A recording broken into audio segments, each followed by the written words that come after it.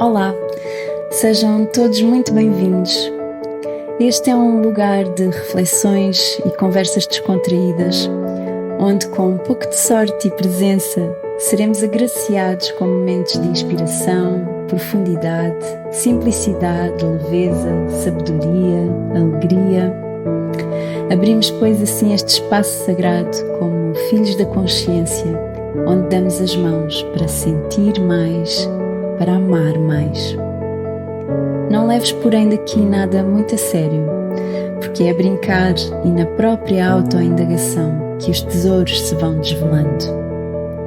Que as nossas almas se reúnam, que o fogo nos aqueça e o espírito nos deslumbre. Que cantemos em prazer esta arte que é viver. Olá, sejam todos muito bem-vindos a mais aqui uma troca, uma conversa descontraída, esperando que quem se conecte com esta mensagem possa receber um abraço, um quentinho, um calor, que algo entre nós se mova e vos mova também. Então hoje convidei aqui uma mulher que eu admiro muito.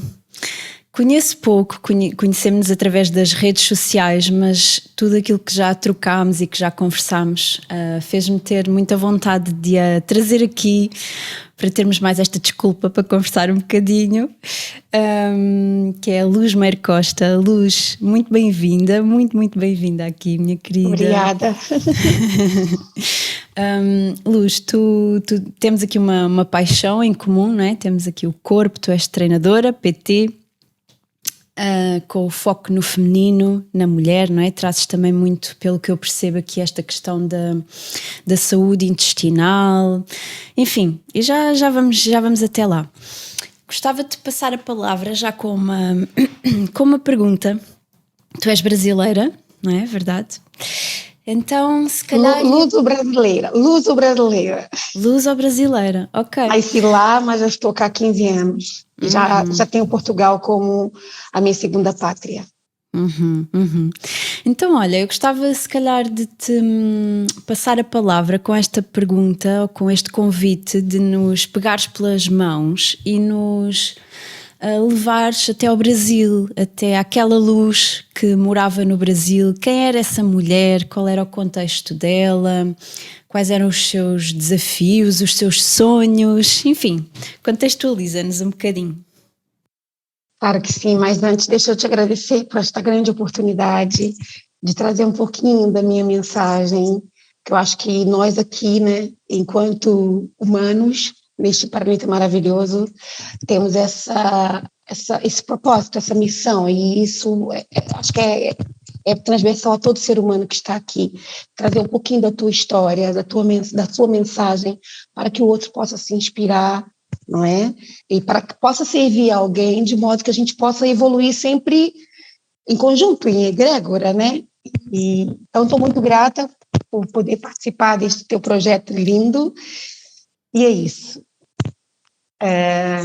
A Luz tem muitas histórias. A Luz, hoje de 47 anos, quando olha lá para trás, está extremamente grata àquela círculo familiar que ela escolheu, porque acredito mesmo que tudo tem um propósito muito maior a nível espiritual, e não foi à toa que eu escolhi os pais e os irmãos que tive. Mas foram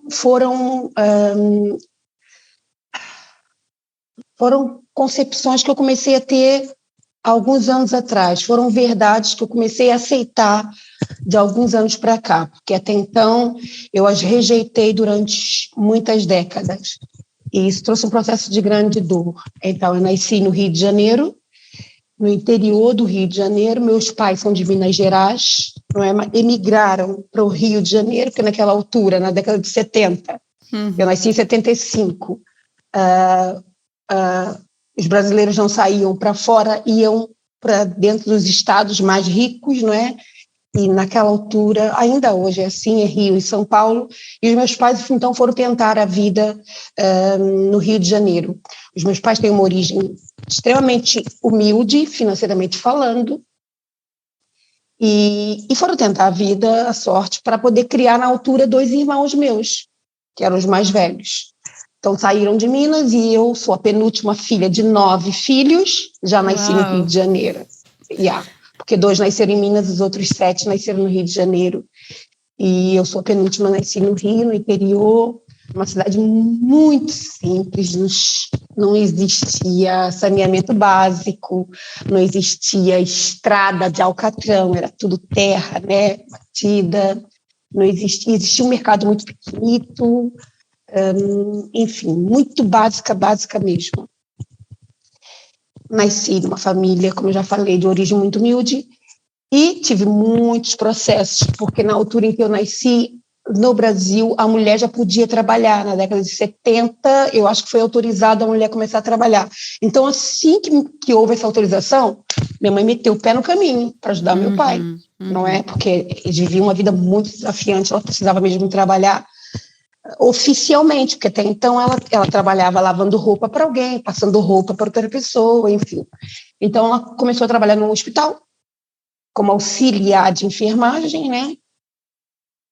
E eu nasci naquela altura, a legislação permitia que uma mulher ficasse em casa apenas 3 meses, e com 3 meses, minha mãe me colocou na mão de uma irmã de 10 anos, e foi a vida dela.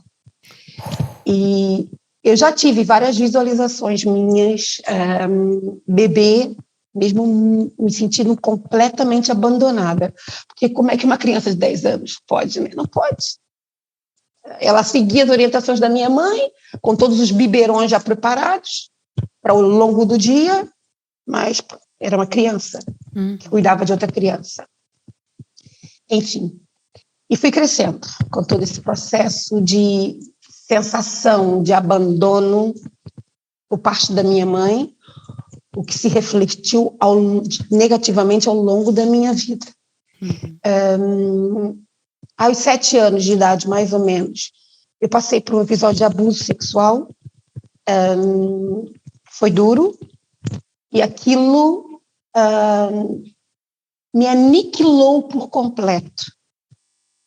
Eu me lembro que eu era uma criança extremamente tímida, eu não abria a boca para falar nada, eu engolia tudo que me falavam, que me traziam, aquilo era pumba, engolia e calava.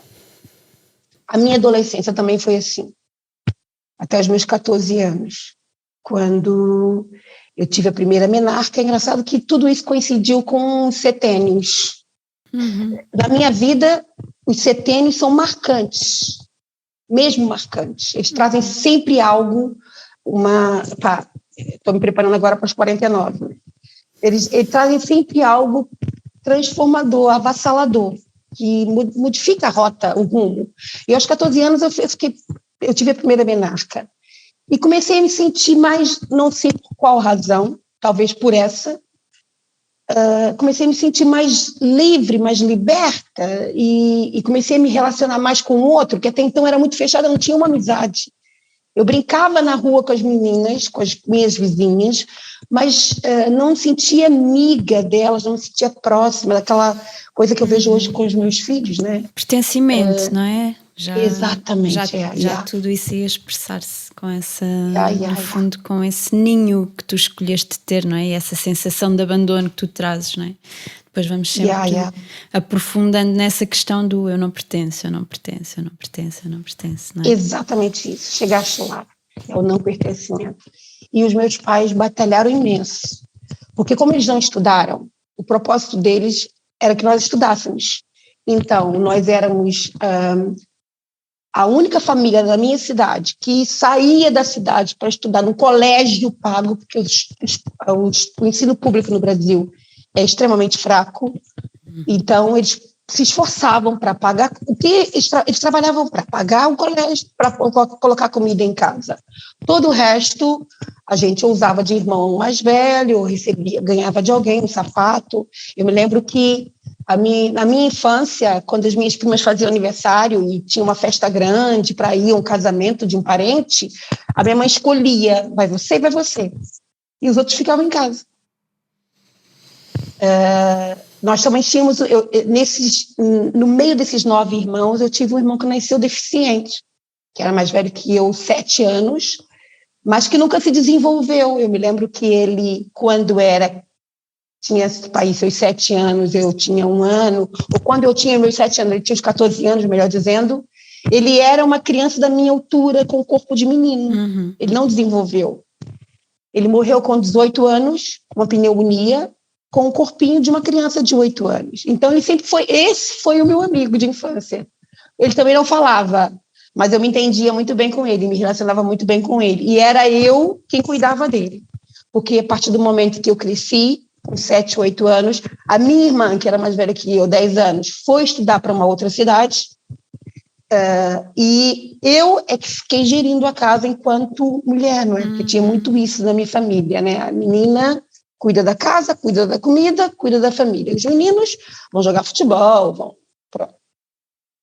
Tinha muita cultura machista presente, né? Muito por parte do meu pai até. Conclusão, então eu cuidava desse meu irmão, que era uma criança deficiente, e também brincava com ele, brincava de boneca, ele era meu bebê, às vezes era o pai dos meus filhos, das minhas bonecas, enfim. No meio desse contexto todo de muita dificuldade, muitos desafios, eu fui crescendo. Na minha adolescência, comecei a me sentir um pouco mais liberta, e aí um irmão meu virou jogador de futebol. Aos 15 anos de idade, ele saiu de casa para jogar num outro estado do Rio de Janeiro, do Brasil. O teu sorriso depois, de repente fez plim. Porque esse ele é mais velho que eu, 3 anos, cresceu comigo, não é? E é um irmão pai. Eu sinto que ele, em encarnações passadas, deve ter sido meu pai, porque é uma proteção muito grande, sempre senti isso da parte dele, entende?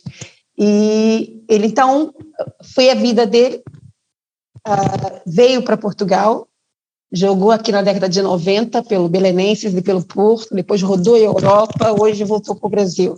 Já está com 50 anos, reformou há 10 anos atrás e está seguindo a vida dele agora. Mas esse irmão nos tirou daquele quadro econômico, né, de escassez econômica profunda. E nos levou para a capital do Rio de Janeiro, comprou uma grande casa com minha mãe lá, e nós fomos todos viver para lá. E na altura, eu que ainda vivia com a minha mãe, tinha 15, 16 anos, mudei de colégio, e aí comecei a ver um horizonte mais próspero para mim, não é? Existem possibilidades, não é? Ok, afinal existem possibilidades. Porque eu olhava à minha volta, eu sempre fui muito ambiciosa. Eu olhava à minha volta e via as minhas amigas, as meninas da minha idade, as minhas vizinhas, as minhas primas, todas indo por um caminho sem volta. Droga, prostituição. Eram mães novas, com 12, 13 anos, vizinhas minhas sendo mães. E eu pensava, eu não quero isso para mim, ponto. Eu já pensava aquilo, eu não quero isso para mim. E quando nós saímos daquela cidade, né, e eu tive essa possibilidade, né, de ver um futuro mais próspero, de mais possibilidades, eu pensei, agora eu vou agarrar isso com unhas e dentes, porque essa é a minha grande oportunidade. E mergulhei profundo. Eu sempre uso essa expressão, porque ao longo da minha vida, em tudo que eu faço, eu me entrego mesmo de cabeça. Então, eu terminei o secundário já em educação física, por quê? Porque na minha infância, a minha terapia foi o movimento. Lindo. Eu comecei a fazer natação e logo, passado alguns meses, estava na equipa de natação para competir, mas eu percebia que o meu mundo não era competição de alto rendimento, não, porque aquela rotina, não é? Aquela regra que meu irmão conseguia seguir muito bem enquanto jogador de futebol, eu não conseguia, eu não queria aquilo para mim. Para ser nadadora, eu tinha que acordar às 5 da manhã, começar a treinar às 6. Até às 8, ir para a escola, depois voltar a treinar à tarde, depois vir para casa. E eu não queria aquilo para mim, eu tentei aquilo para ir uns 3 meses. Fugi, nunca mais apareci por lá. Mas pronto, seguia no caminho, porque, sabe, o desporto era a forma que eu tinha de me abstrair completamente daquele mundo, daquele desespero de ter vivido tão nova por um abuso sexual e não poder contar para ninguém que eu não sentia essa abertura, eu não sentia confiança e nem sentia coragem de me abrir. E, aliás, eu sentia até, de alguma forma, eu tinha culpa por aquilo ter acontecido. Então, por medo de ser considerada culpada no processo, eu não contava para ninguém. Aquilo era... Pronto. Claro, porque mas aquilo o corpo tem esta sabedoria, não é? De nos... E hoje nós já conseguimos tecer isso com outra linguagem, outra consciência.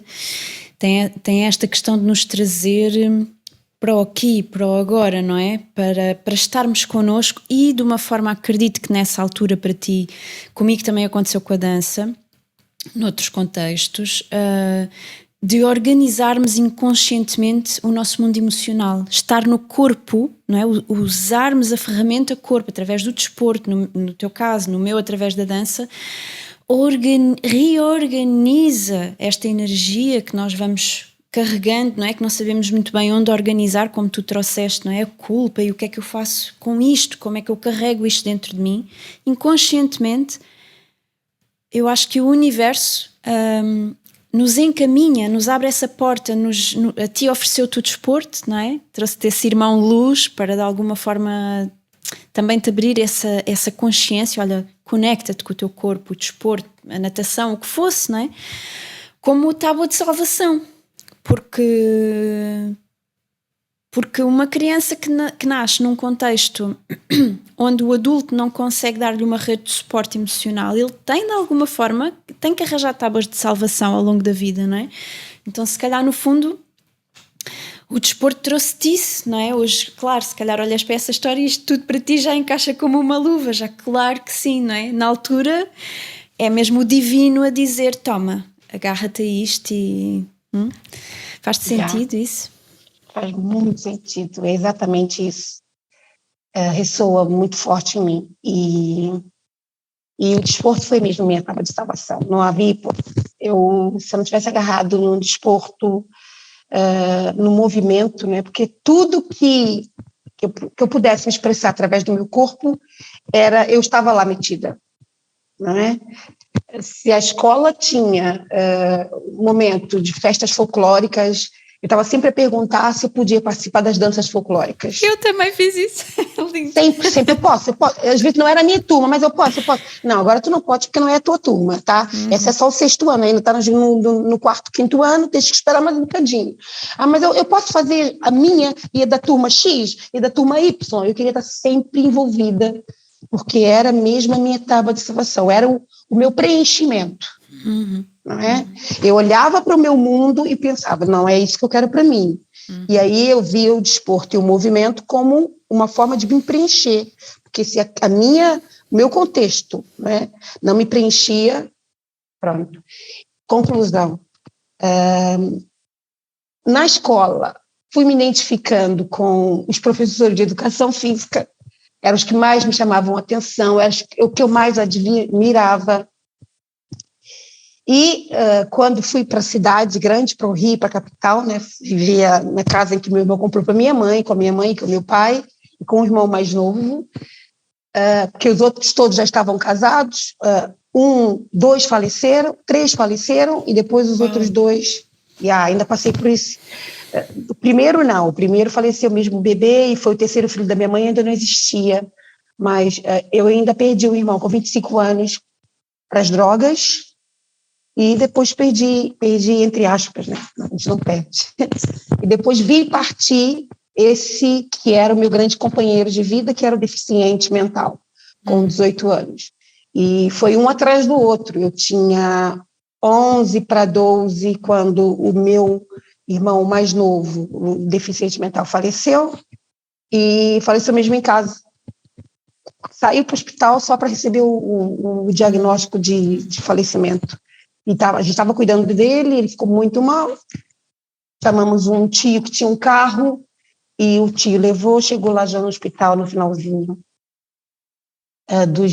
das horas dele aqui nesse planeta. E depois, passado mais 8 meses, um irmão meu faleceu, pronto. Foi às drogas, se envolveu no mundo do tráfico do Brasil, do Rio de Janeiro, que é um mundo cruel, que não perdoa. e por uma dívida ridícula lhe tiraram a vida. Enfim. Pronto. Quando cheguei no Rio de Janeiro, existia a possibilidade de fazer 2 tipos de secundários, que lá os secundários são técnicos, né? De informática, que era assim, uau, década de 90, 92, 93 mais ou menos, era assim, o auge, todo mundo pensava em fazer secundário em informática, técnico em informática, porque era a profissão do futuro naquela altura. O que E eles tinha tinham saído. razão. Exatamente. E eu cheguei a fazer 1 ano ainda. Depois pensei, o que eu estou fazendo aqui? Meu Deus, isso tem nada a ver comigo. Isso é matemática pura. Eu detestei matemática a vida inteira. Nossa, o que eu estou fazendo aqui? Aí sentei com a minha mãe e conversei. Mãe, não gosto, não quero. Vou atrasar 1 ano, porque também a minha família tinha muito aquela coisa do tem que terminar o secundário com 17 anos, que todo mundo terminou, que a tua irmã terminou muito cedo e também vai terminar o mais cedo possível. Isso é, pronto, para eles era muito honroso, não sei se essa expressão está certa, mas era uma honra ter os filhos que tivessem muito boas notas, não é? E que terminassem com louvor esse período da escola. Mas eu sentei para ela e falei, vou terminar mais tarde, mas eu vou ter que voltar para trás. Isso não é o que eu quero. E quando nós nos mudamos mesmo, olha, o universo, mudamos mesmo para um bairro no Rio de Janeiro que tinha um colégio, que tinha um curso de 2º grau técnico em educação física. Aí eu não pensei, meu coração cantou como nunca. Eu falei, é aqui. Mas tu vais ter que voltar 1 ano, por que não continuas? Termina de qualquer jeito esse técnico em informática e depois vais para a faculdade de educação física. Eu falei, não, eu não consigo ficar mais um dia naquela turma. Pronto. E aí desisti e esperei o ano terminar, fiquei sem fazer nada e no ano seguinte ingressei no 1º ano novamente, eram 3 anos de curso técnico. Terminei aos 19 anos. Antes dos 19 anos já estava eu trabalhando como professora de educação física, entre aspas, né? Porque hoje já não é admitido isso no país, porque a profissão na altura de educação física não era uma profissão regulamentada, não havia ordem, mas a partir do momento que criou-se a ordem em 98, os cursos técnicos acabaram e para ser professor tem que ter agora nesse momento a faculdade, mas na altura, em 94, quando eu comecei a trabalhar, ainda havia possibilidade de ser professora só com secundário, e foi o que aconteceu comigo. Eu comecei a trabalhar aos 19 anos, dando aula de natação, e nunca mais parei de trabalhar com o corpo. Foi aos 19 anos como natação, passei pela hidroginástica, comecei a faculdade depois de alguns anos, patrocinada pelo meu irmão, a melhor universidade de educação física. Na altura, era uma das melhores do país, e a melhor de certeza do Rio de Janeiro. Na tua vida, não é? Esse irmão, um anjo. Por completo. E aí eu pude ter mais uma oportunidade que muitos colegas meus no curso não tinham, porque a grande maioria, como era uma faculdade muito cara e boa, a grande maioria, e aquilo era meio período, ou era de manhã, ou era tarde, ou era noite. Era parcial, né? A grande maioria trabalhava o dia inteiro para poder pagar a faculdade, estar à noite no curso, estudar. E eu tive a possibilidade de escolher para estudar à noite, mas para poder estudar o dia inteiro. Entendeu? Eles chegavam cansados, cheios de fome para as aulas, e eu estava ali fresquinha, porque fiquei estudando, revisando disciplina, enfim, praticando desporto, pronta para receber todo o conteúdo, não é? Preparada e aberta para receber todo o conteúdo. Meu irmão foi mesmo um anjo, porque foi ele que me possibilitou isso, não é? Mediante a facilidade financeira que ele proporcionou para minha família a partir de então. Conclusão, então, terminei a faculdade. Essa menina, essa adolescente, não é? No fundo, sabes que é muito interessante, porque eu quando te vejo, quando te leio hoje, a luz de hoje, eu sinto muito... mesmo não tendo sabido desta tua história toda, sinto muito a energia da superação. Muito, sabes?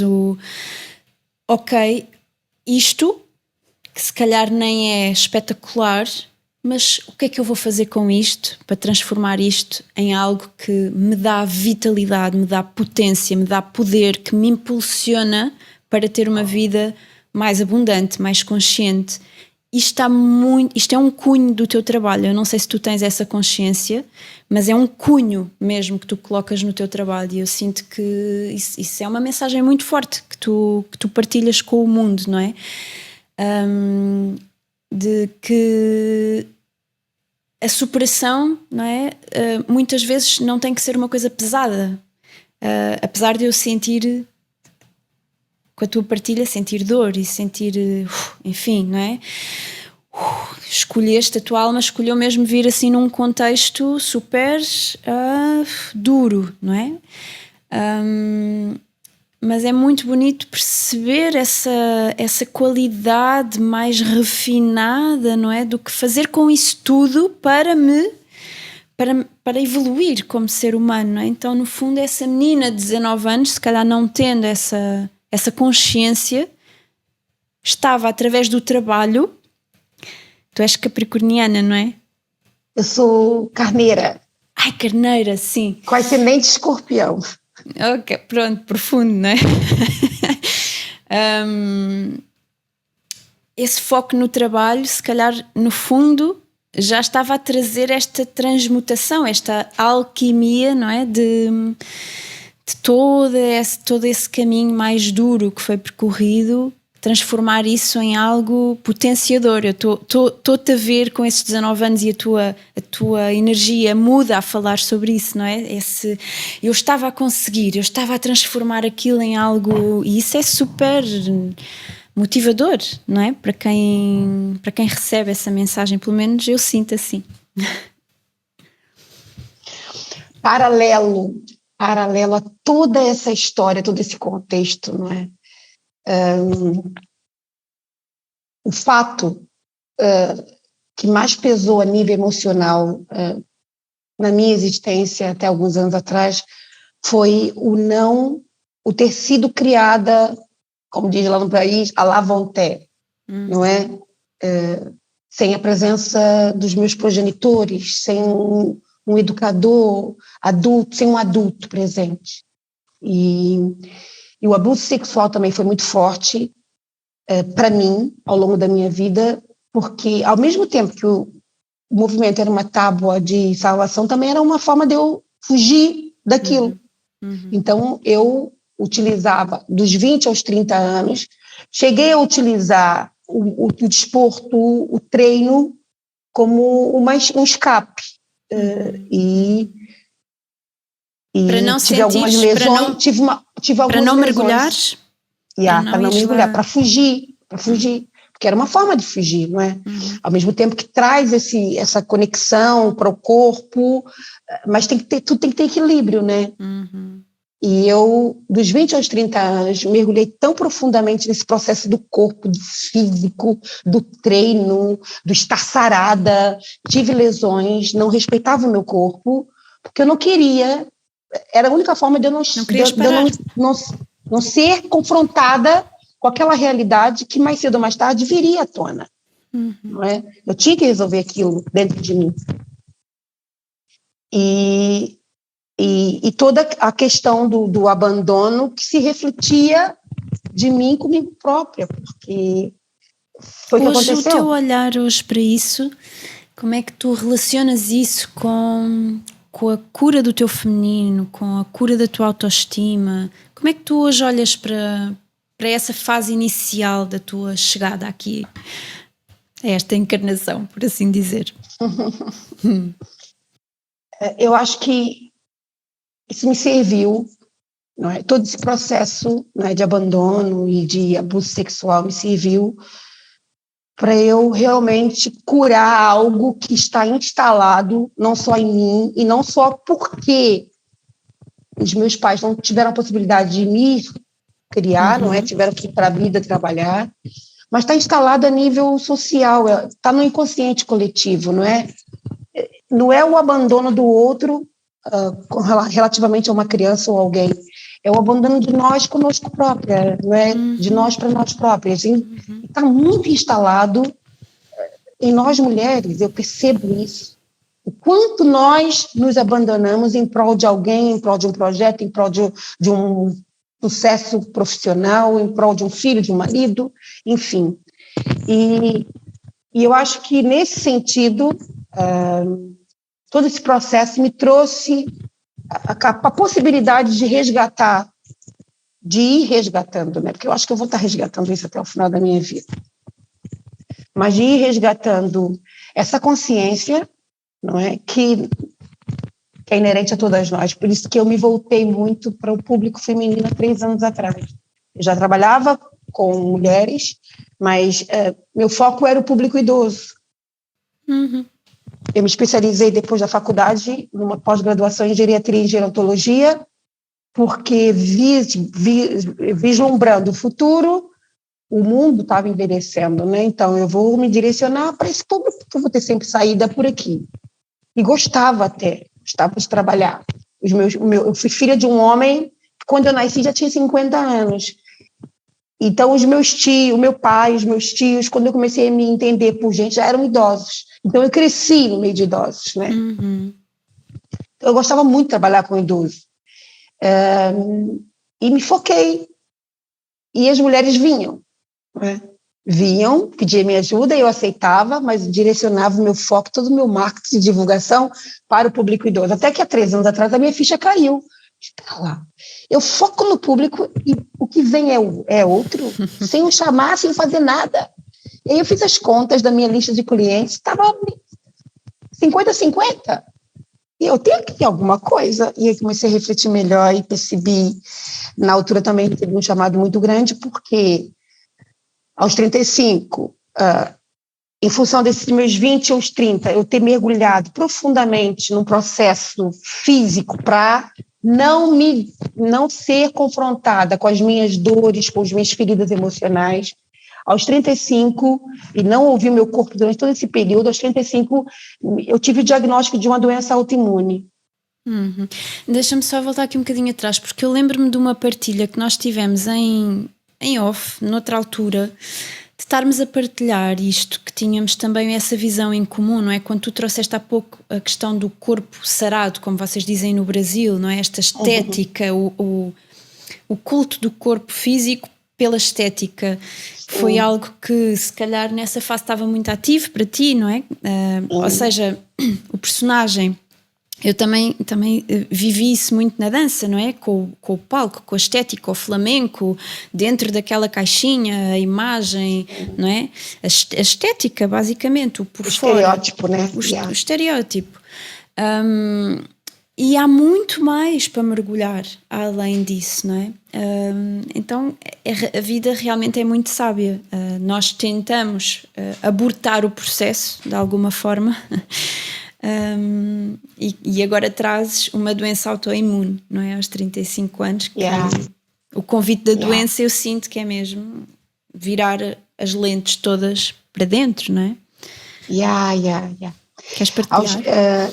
Assim que terminei a faculdade, um professor meu me convidou para trabalhar numa formação para profissionais da minha área, na área da musculação, e como eu gostava muito do público idoso, eu era formadora do exercício físico e saúde para idosos.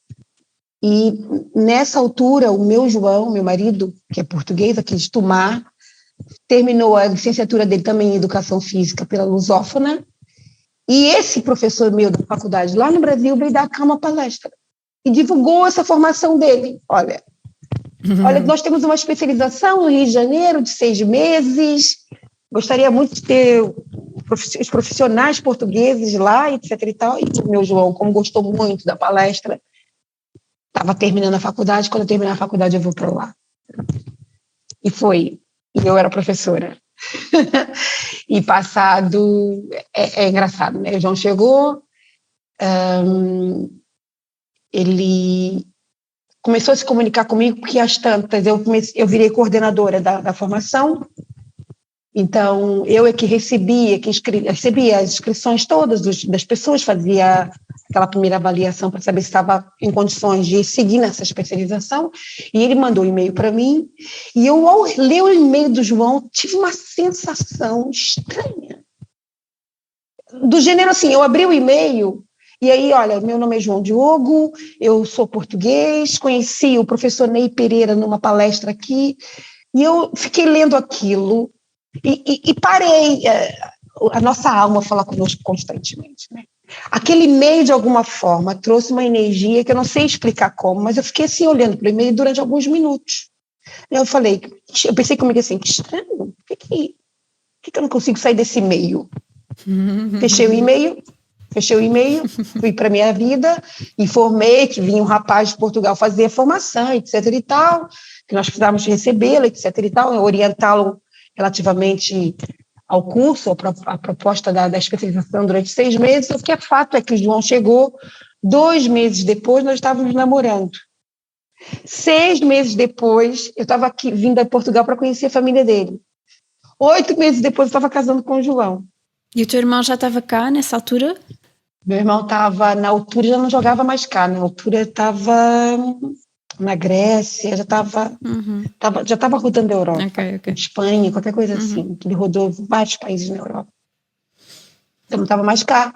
E eu nunca tinha vindo em Portugal. Eu já tinha ido ter com meu irmão em Espanha, quando ele jogava em Espanha, tinha um desejo enorme de conhecer Portugal, porque todo brasileiro, tal e qual como todo português, nós temos desejo de conhecer esses países irmãos, não é? Sim. Eu cresci ouvindo, meu pai era um apaixonado pelo futebol, e eu cresci ouvindo falar do Eusébio, melhor jogador do mundo depois do Pelé, mas se não fosse Pelé, era ele. E meu pai falava do Eusébio com uma devoção, e é engraçado que ele era tão fanático que nas Copas do Mundo, quando Portugal estava presente, ele não autorizava a gente ter um segundo país que não fosse Portugal. E eu falava assim às vezes para ele, não, mas eu vou torcer para a África, eu vou torcer para os Camarões, por exemplo, são todos pretinhos como eu, vou torcer para os Camarões. Não, aqui em casa, depois do Brasil é Portugal. Sentadinha aí, vamos ver um jogo de Portugal. Ele era apaixonado por Portugal, meu pai. Conclusão. E eu não tive a oportunidade de vir a Portugal quando estive em Espanha com meu irmão. O teu masculino, estou só aqui a processar, o teu masculino com Portugal não é o irmão, o pai. Exatamente. O teu masculino com Portugal. O teu sol masculino é o sol. O teu sol. Portugal. Olha que eu nunca tinha pensado nisso, sim. Conclusão: João foi para lá, casamos e, passado mais alguns anos, aos 32, 33 mais ou menos, eu comecei a dizer para ele, olha, eu estou recebendo um chamado muito grande para ser mãe, eu quero ser mãe, e nós vivíamos lá, e ele resolveu então fazer fisioterapia lá, e se encontrou na fisioterapia, pronto.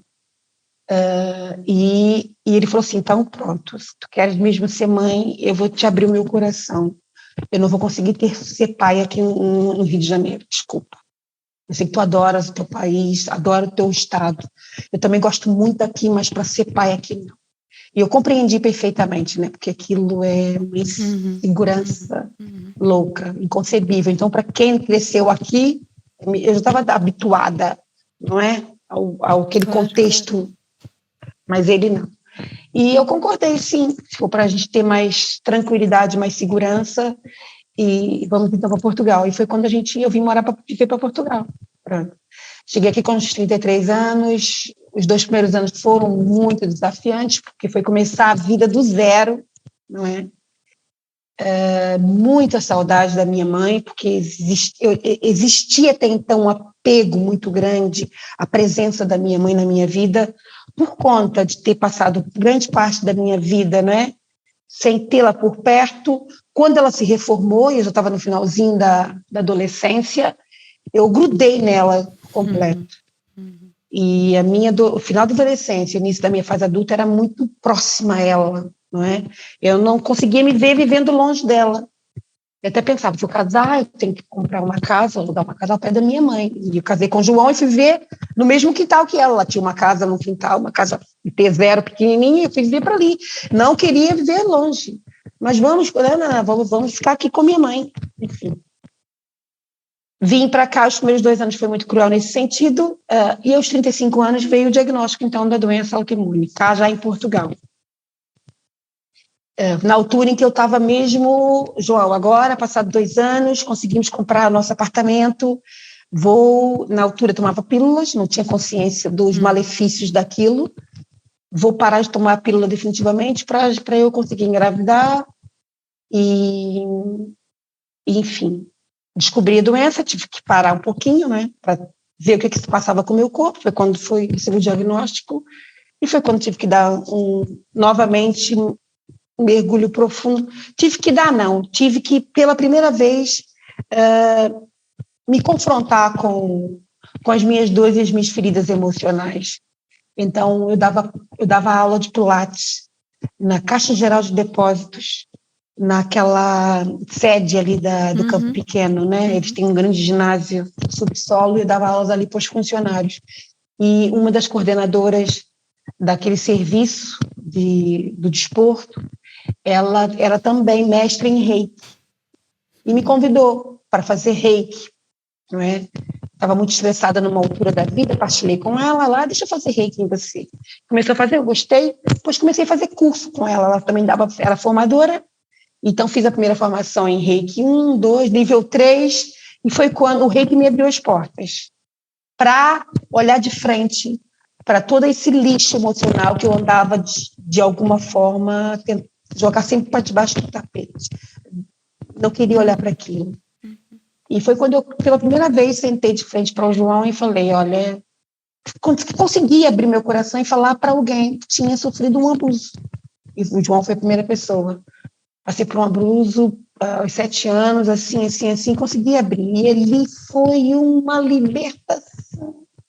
E eu pensei assim, meu Deus, se eu soubesse que ia só falar para alguém, eu vivi tão pesada durante 36 anos da minha vida. Vivi tão pesada, tão carregada, enfim. E foi aí que eu comecei a mergulhar, comecei a procurar ajuda a nível emocional, comecei a investir em processos de autoconhecimento, e nunca mais parei, nem nunca mais vou parar. Porque para mim é mesmo esse o caminho. E comecei a perceber o corpo como um instrumento, uma ferramenta muito mais complexa, muito mais abrangente daquela que eu tinha até então, que era o corpo, a biologia, os músculos, os órgãos, os tendões, os ossos. Não, existia algo muito para além disso. Comecei a olhar para o meu corpo como um verdadeiro templo, como a minha casa primordial, tá? E prioritária, e comecei, então, a conceber todo esse conceito também na minha vida profissional, e partilhar isso com as pessoas que eu ajudava a nível profissional. E foi um processo muito, muito profundo. Não foi de imediato, porque a gente vai, não é, começando a entrar no autoconhecimento, mas tem sujeira que a gente não quer olhar ainda, deixa lá quietinha, um dia eu olho para ela, mas já tomava consciência de que um dia tinha que olhar para ela, porque alguns anos atrás eu pensava, não, eu não quero saber disso, eu tentava de todas as formas apagar aquilo da minha vida, é como se eu quisesse arrancar um pedaço de mim, mas não, ela estava lá, e ela vinha através de uma revista em que eu lia uma notícia de que uma criança tinha sofrido um abuso, e aquilo trazia aquela memória em mim. Vinha através de um filme, que eu escolhi um filme para ir no cinema ver, e de repente tinha uma cena de abuso, entende? A história de uma amiga que eu sabia, e aquilo estava sempre me lembrando. Mas eu comecei a mergulhar no mundo do desenvolvimento espiritual, mas algumas sujeiras eu não queria olhar. Eu não queria me confrontar. E mesmo quando nós olhamos, não é? Eu tenho esta sensação de que há sempre um novo olhar mais profundo ainda sobre a mesma própria ferida, não é? Também desmistificar esta questão de que nós vamos lá àquela ferida e confrontamos, abraçamos, acolhemos e não está, porque ok, tu abriste-te, não é? A começar nós seres humanos abrimos-nos a começar esse processo, mas existem muitas camadas. não é? Existem muitas formas de olhar para uma mesma situação. Também reforçar aqui esta mensagem, não é? Da espiritualidade, do autoconhecimento, do desenvolvimento pessoal. Eu costumo dizer às minhas alunas que é sempre no gerúndio. É ir fazendo, ir descobrindo, ir conhecendo. É isto, não é?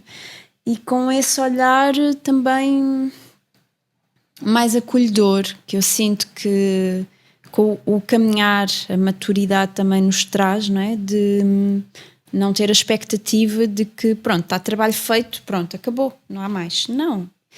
Ok, a vida agora se calhar vai-me fazer ainda aprofundar mais, não é? Ganhar, e quando eu digo aprofundar mais, não tem que ser de uma forma densa, negativa, mas é ganhar mais responsabilidade ainda sobre o porquê de eu ter escolhido viver determinadas experiências, do porquê da minha alma ter necessitado experienciar determinados contextos.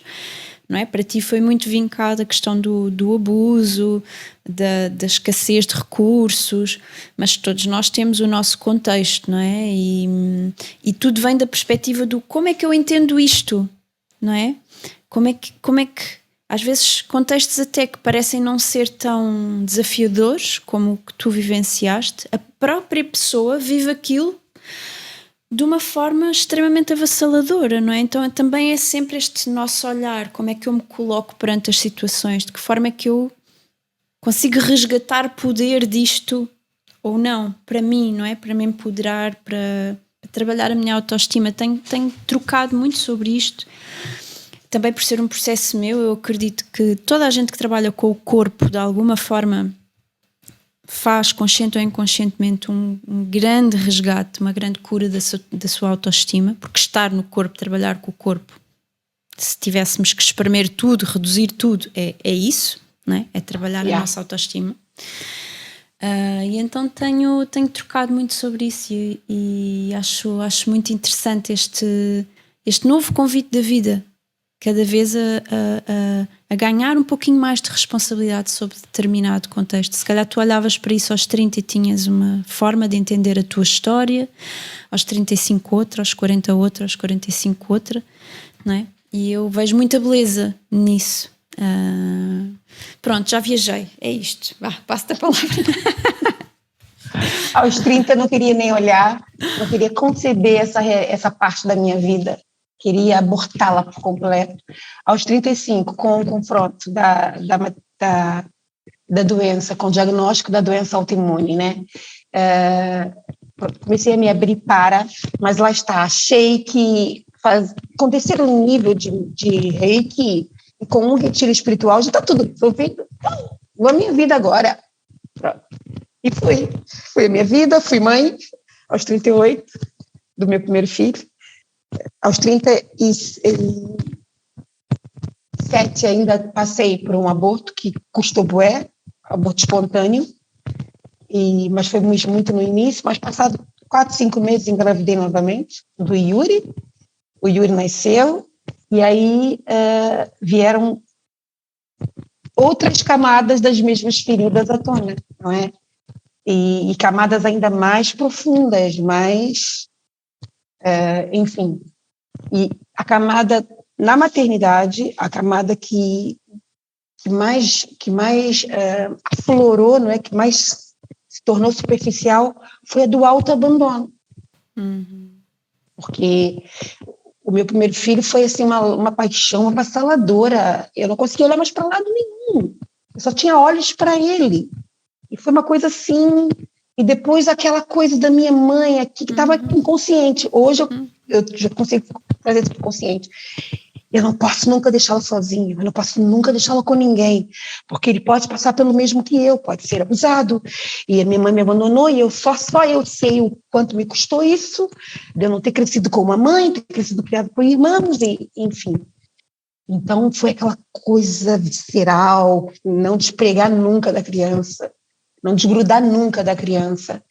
E, como é óbvio, ao não desgrudar dele, eu me desgrudei da minha própria vida, da minha vida com o meu casamento, da minha vida profissional, da minha vida com o meu corpo, com a minha saúde, e a doença, nesse período em que eu fiquei grávida, que ele nasceu, ela veio ao de cima com força total, foi os piores momentos de sintomas, não é, como doença, em momentos em que eu ficava na cama, em que o João tinha que trazê-lo com 3, 4 meses para eu dar mamar, porque eu não conseguia me mexer, de tantas dores, de tanta inflamação, e com uma articulação ou outra completamente bloqueada.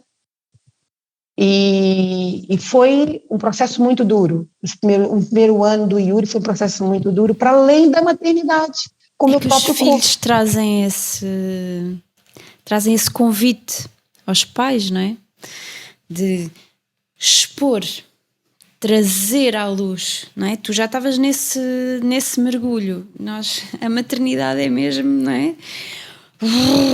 Nós temos uma visão muito cor-de-rosa ainda do que é a maternidade. Existem ainda poucas partilhas, não é? Esse tema também toca imensamente comigo. No fundo estamos sempre a falar do feminino, da cura do feminino, não é?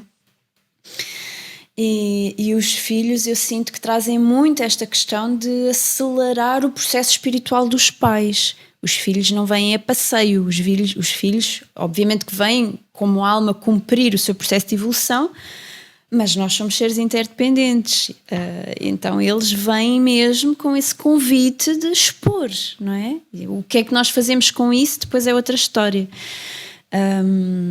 Mas é efetivamente muito intenso. Eu senti exatamente a mesma coisa, noutro contexto obviamente, mas senti exatamente a mesma coisa com o nascimento da minha filha, da Pádua. Então ressoa muito essa tua partilha, e tenho a certeza que todas as mulheres que nos vão ouvir, de uma forma ou de outra, sabes, e esse contexto que estás a trazer, não é? Da ferida, o filho ativa a ferida e a ferida ativa a culpa. Este triângulo, não é? Então, exposta à ferida à luz, eu vou, no teu caso, não é? Vou tipo mãe leoa, como é que eu vou proteger a minha própria ferida através do meu filho? E de alguma forma a vida faz-nos o convite contrário, não é? Como é que eu vou não fechar mais, mas abrir? Estou sempre a viajar contigo, Luz. E é engraçado que a minha mãe, na altura em que ele nasceu, não pôde estar cá comigo, porque ela tinha um probleminha no coração, ainda tem, não é? Está viva. E naquela altura aquilo não estava bem, não estava estável. Então o médico não permitiu ela fazer uma viagem longa de avião. Ele veio para cá, são 9 horas de avião. E ela ficou... Eu senti também, né, que do outro lado do oceano tinha uma outra mulher muito aflita, porque ela queria compensar com o meu filho o que ela não fez comigo. Então, ela me ligava praticamente todos os dias, queria saber todos os detalhes, queria me ajudar por telefone, o que é inviável, né? Não é? E quando ela ouvia o Yuri chorar, mas o que se passa? Mas já foste... E eu vivi isso e sentia isso muito presente. Ela está querendo compensar algo. E eu achava que ela não tinha noção, mas nós temos, incrível, né? E comecei a perceber que nós temos noção e que minha mãe tem noção de tudo que se passou conosco, porque, mesmo que eu não esteja consciente, ela tem noção da lacuna que ela criou, não é? Que ela teve que criar, que ela teve que ir para trabalhar. Senão a gente morria de fome, não havia hipótese. Que só meu pai não conseguia dar conta de tudo, com tantos filhos. E ela queria compensar de alguma forma. Pronto, o Yuri veio, o primeiro ano foi mega desafiante para mim, para o João, também como primeira vez pai, mas nós realmente gostamos da experiência, com todos os desafios, e resolvemos avançar para a segunda experiência. Foi o Igor. E aí o Igor nasceu já tinha 41 anos, e aí foi mesmo um mergulho profundo, e eu ainda não tinha consciência de que os meus setênios eram marcados. Eu me entreguei à experiência de tal forma, e o autoabandono foi tão grande, o meu processo de não olhar para mim foi tão profundo nessa segunda vez, enquanto mãe, que aí despoletou uma grande crise no meu relacionamento. Nós não demos conta de todo o estresse. Eu não dei conta, olhando para a minha parte agora, né? Enquanto mulher, esposa, não dei conta do processo. Eu me auto-abandonei, descarregava aquele estresse profundo, aquele controle, né? Que a gente, quando está inconsciente... Tinhas alguma rede de apoio? Não, zero. Zero, zero, zero. A minha sogra não quis. Não, estava num processo muito difícil, ela com a filha dela, com a irmã do João, que não conseguiu ser mãe. Então, num primeiro momento, a nora ser mãe e a filha não conseguir, sabe? Ela já se abriu para mim nesse sentido. Foi muito doloroso para ela. Ela não conseguiu conceber isso de uma forma. Então, ela não quis vir nos dar essa rede de apoio. Eu tive uma vizinha que tentou, mas eu rejeitei a ajuda porque ela bateu na minha porta quando eu tinha acabado de chegar da maternidade e falou, olha, estou aqui para te ajudar, e eu, grata, muito grata, vou precisar de certeza. Ela vira-se para mim e fala assim, mas o menino não pode ficar no colo o tempo todo, tem que habituá-lo já no berço. E eu, ops, e a Xuxa, cadê a Xuxa dele? Eu não vou dar Xuxa. Não, tens que dar Xuxa. Tens que dar. Eu falei assim, não, ela não vai ser uma boa ajuda para mim. E aí toda vez que ela se colocava à disposição, eu inventava uma desculpa para não ter que ser verdadeira com ela e não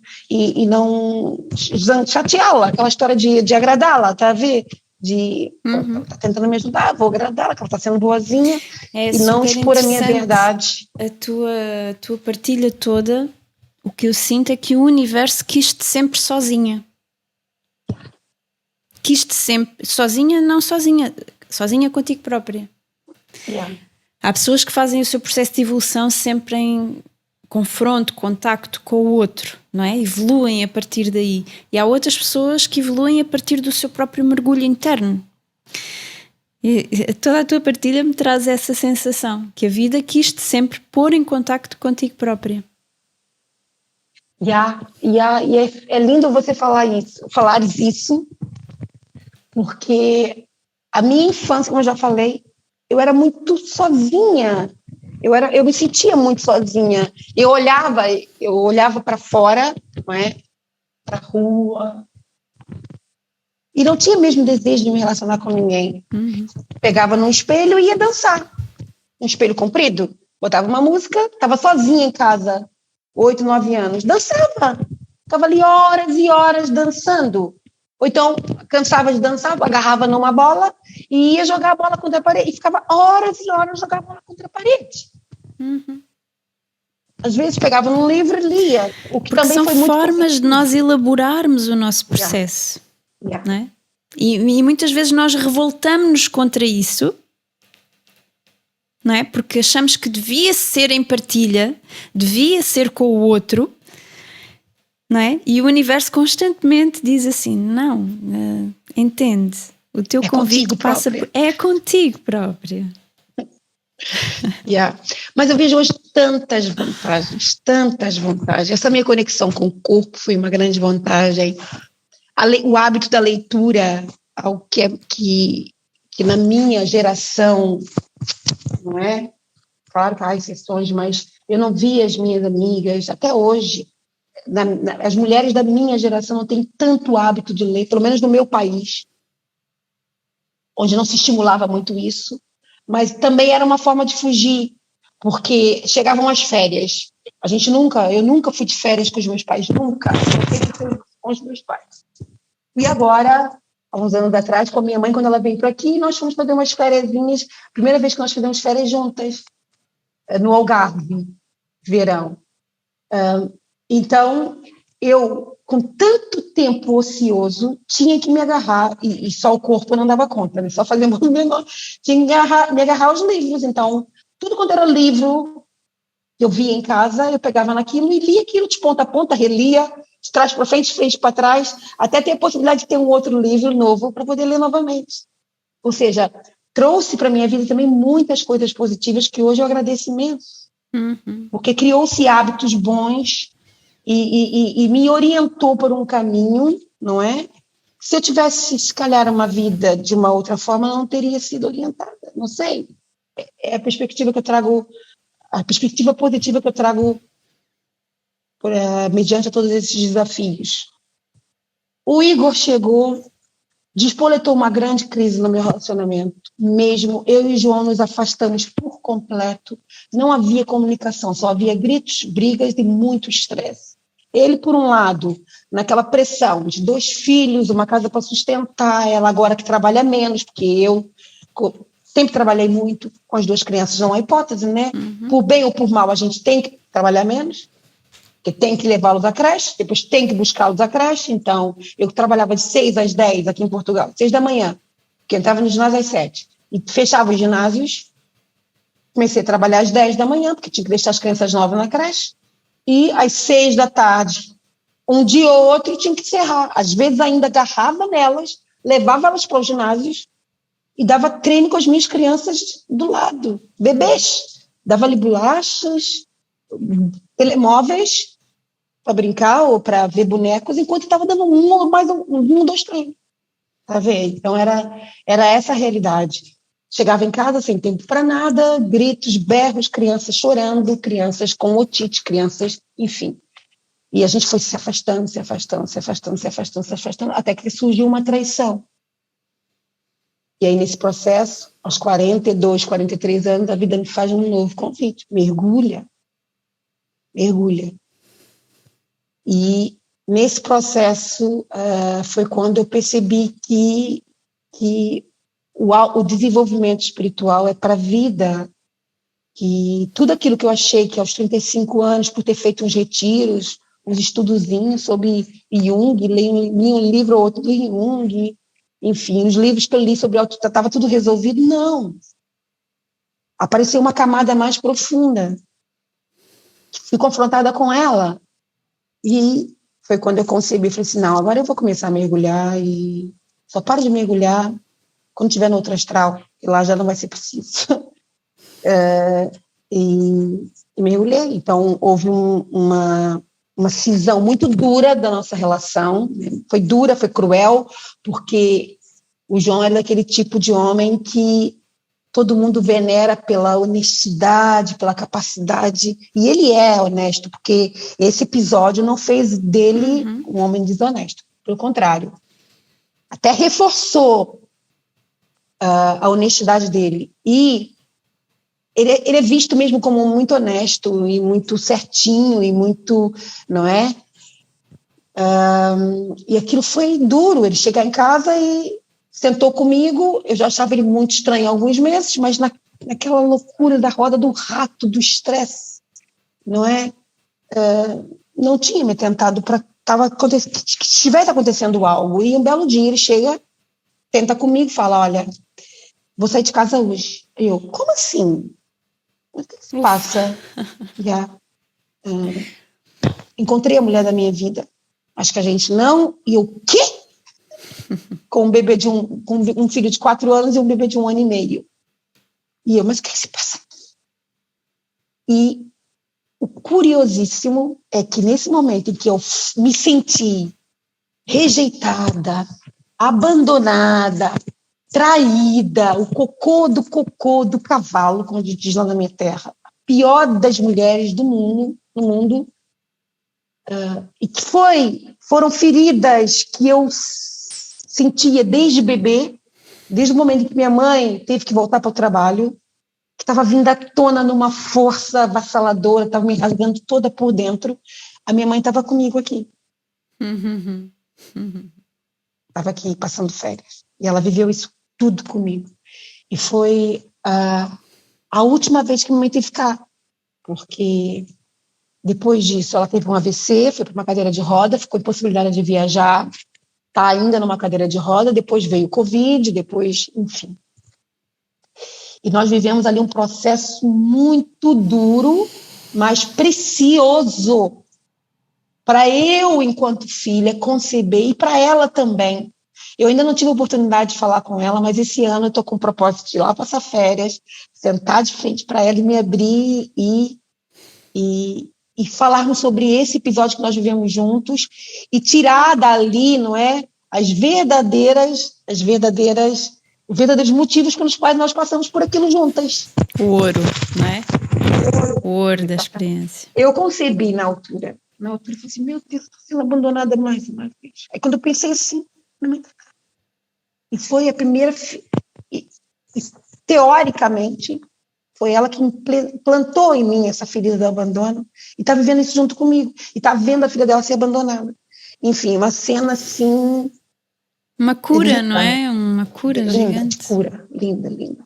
E foi uma das poucas vezes, na verdade, foi a primeira vez, eu não me lembro de uma outra altura na minha vida que tenha acontecido isso, e a minha mãe me deu colo comigo em prantos. Porque todas as vezes, enquanto bebê e criança, eu chorava na ausência dela e não tinha ninguém para me dar colo. Então, passava horas a chorar e eu recordo disso, bebê mesmo. Eu recordo disso de eu bebê chorando no chão, provavelmente querendo um colo, querendo dormir. Como é que uma criança de 10 anos que cuidava de mim sabia que estava na hora da minha festa? Eu estava fazendo uma birra qualquer e não tinha esse colo.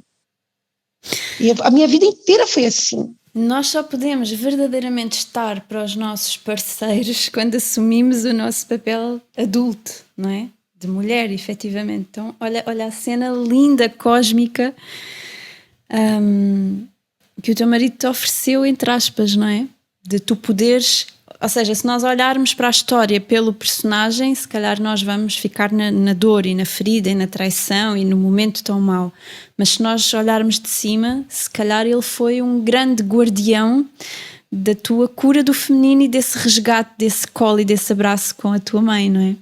E isso é tão bonito nós termos esta capacidade de olhar para as nossas histórias, sabes? E isto apaixona-me imenso no meu trabalho e no meu próprio mergulho, não é? Nós termos esta capacidade de fazer o voo da águia. Não é passar paninhos quentes, é perceber que há uma teia cósmica divina a ser tecida, não é? E que às vezes no personagem nós focamos no negativo.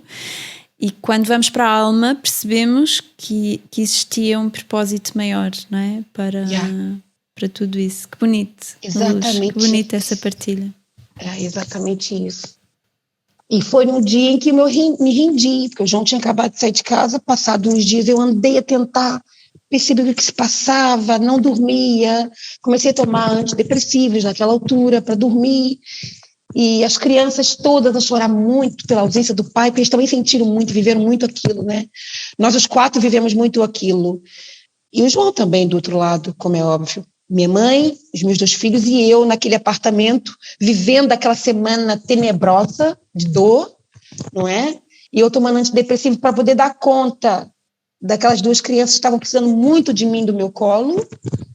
E a minha mãe, por outro lado, também... sofrer bué e os sintomas das doenças que ela tinha vindo toda à tona e eu atrás do João, mas para com isso, volta para casa e pedindo a ele arrego, o que eu fiz, o que eu posso fazer para a gente reatar essa relação? Não, já existe uma outra mulher na minha vida e ela se identifica comigo, nós não temos nada a ver, muito grato por tudo, mas eu vou seguir a minha vida com ela. E eu ali me humilhando, tá vendo? Por favor, volta para casa, não pode fazer isso, os nossos filhos. E teve um dia que eu fui trabalhar em prantos. A minha aluna foi uma aluna que também viveu isso. Olha só, a rede. Foi uma aluna que já tinha partilhado comigo essa experiência da vida dela, que foi traída durante a gravidez e quando a bebê nasceu, o marido se abriu e foi embora. Mesmo na semana que ela chegou do hospital. E ela viveu aquilo logo nos primeiros dias, né, enquanto mãe, e foi ela que me deu colo. Eu cheguei para dar treino para ela, olhei para a falei, Ana, eu não consigo, desabei no meio do ginásio, eu não consigo, está acontecendo isso, ela, tá bem, paramos, vamos para o café, e ficamos ali a conversar, e ela me ouvir, e eu saí dali e falei assim, tudo bem, o João não quer, eu vou seguir com a minha vida, não sei como. Minha mãe daqui a pouco volta para o Brasil, eu vou estar sozinha novamente, só que agora com 2 crianças e sem um pai. Eu não sei como, mas eu vou seguir com a minha vida. Eu me rendi. Aí eu mandei mensagem para ele, olha, tudo bem, vou aceitar a tua escolha, vou procurar uma advogada para mim e nós vamos então dar entrada no processo do divórcio e vamos seguir em paz com isso tudo, porque os nossos filhos merecem, por eles pelo menos, né? Nossos filhos merecem que exista essa paz entre nós. E fui para casa, aos prantos. Eu cheguei em casa, mesmo completamente destroçada. Minha mãe notou logo, né, cara, os olhos muito vermelhos. E pá, e desabei mesmo de novo em frente a ela. E foi a primeira vez que eu sentei mesmo. Ela estava sentada no sofá, eu sentei do lado dela e pousei minha cabeça no colo dela. E foi a primeira vez que eu senti a mão da minha mãe, com 43 anos, a fazer festinhas em mim enquanto eu chorava. Ela fazia festinhas em mim quando eu fazia aniversário, etc. e tal. Natal, me embaraçava, etc. Mas quando eu chorava e quando eu estava me sentindo abandonada, estava daquele colo dela e ela me deu ali. E eu consegui resgatar aquilo com ela. Aquele colo que ao longo da minha vida foi algo muito doloroso, não é? Naquele momento, e ela chorou junto comigo, e eu abracei-a forte, fui descansar, depois fui buscar as minhas crianças na creche, e já estava conformada de que ia aceitar o divórcio, de que ia aceitar aquela decisão do João, ia seguir com a minha vida para frente. Pronto. E passado 2 dias, o João, num desespero completo, me chama para conversar. E o dia todo me ligando, eu preciso falar contigo. Eu falei, João, agora eu não consigo, eu estou dando uma aula. Ah, mas então, vamos almoçar junto, eu preciso falar contigo. João, a gente pode falar por telefone, daqui a pouco a minha advogada vai te ligar. Falas com ela agora, a gente não precisa mais falar, porque ainda está doendo muito em mim, eu não quero estar em contato contigo. Não, mas eu preciso, é muito importante. Ok. Ele passou ao longo do dia assim, mandando mensagem, eu trocando mensagens com ele, nesse tipo de conversa. Ok, tá bem. Então, eu vou buscar as crianças da creche, deixo com a minha mãe, e vou ter contigo no café lá ao pé de casa, tá bem?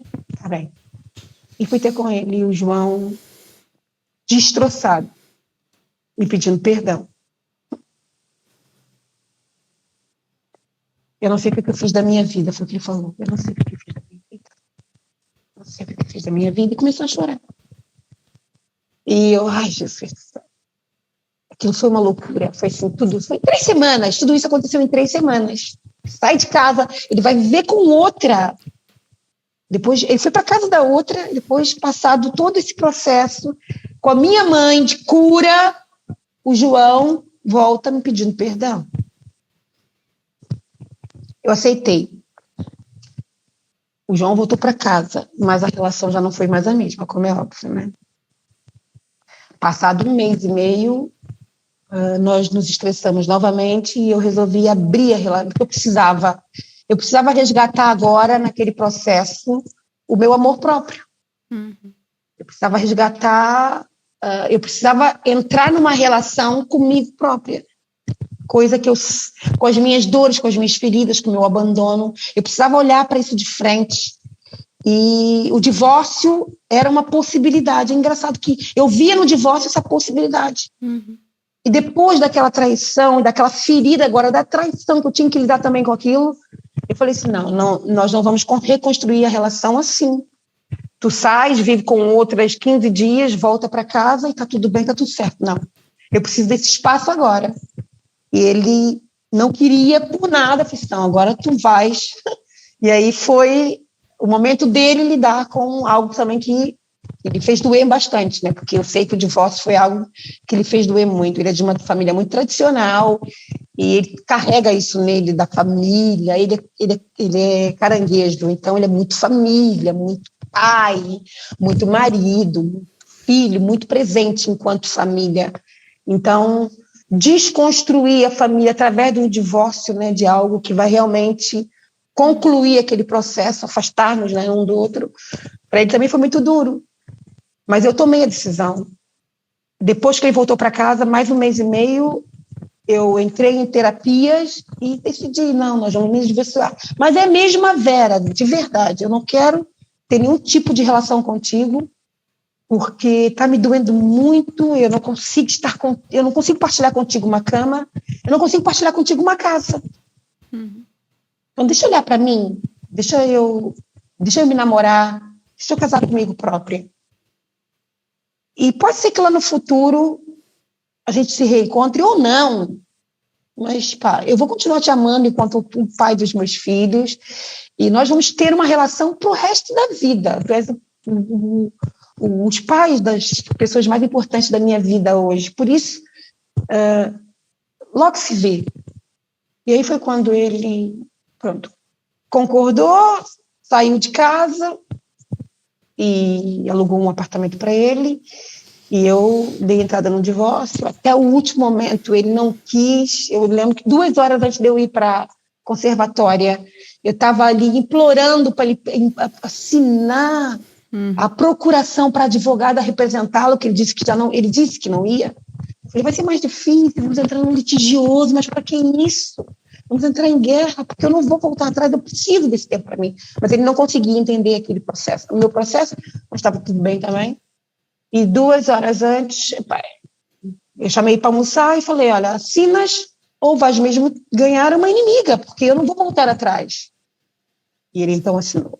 Quer ser inimigo da mãe da mulher que tu diz que ama? Tu diz que me amas. Então, se me amas, assinas. Não é o papel que vai provar que tu me amas, não é um casamento.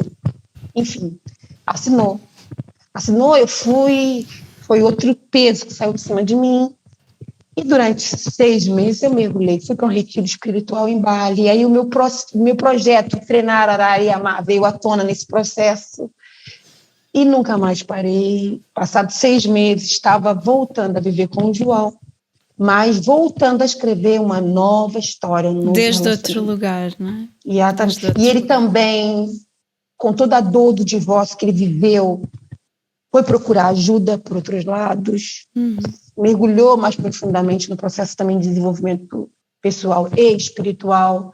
E então, quando nós nos reencontramos 6 meses depois, que eu ainda achei que foi muito rápido, eu pensei assim, tão rápido.